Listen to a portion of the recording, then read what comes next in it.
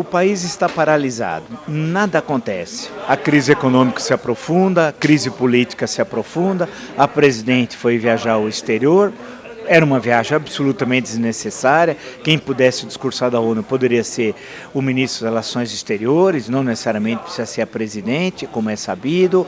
A situação, ela sai, faz uma faustosa viagem, levando a filha, ninguém sabe quem está pagando a passagem, a diária, os gastos da filha, dentro daquela mesma visão como se tivesse tudo às mil maravilhas do Brasil. Mas não, crise econômica cada vez pior, crise política, e estamos ali na esquina, e isso é terrível se nós tivermos uma crise social.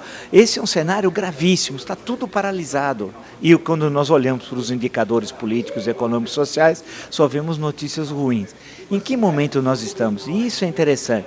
O Brasil é um país que, quando começa a se aproximar da segunda quinzena de novembro, o país começa a pôr o pé no freio. Por quê? Está chegando o Natal. Logo após o Natal, o Réveillon, e depois o Carnaval.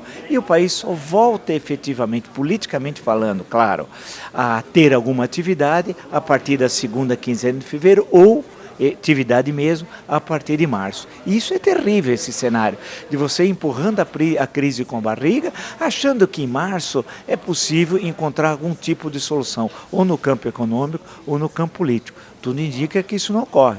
Esse país paralisado, a situação vai se agravar cada vez mais. De um lado, o PMDB, a direção do PMDB deixa claro, e o programa mostrou isso, que não está com esse governo, muito pelo contrário. Tal. O PT solta nota do seu Instituto de Pesquisa, a Fundação Perseu Abramo, fazendo uma dura crítica ao programa econômico do governo.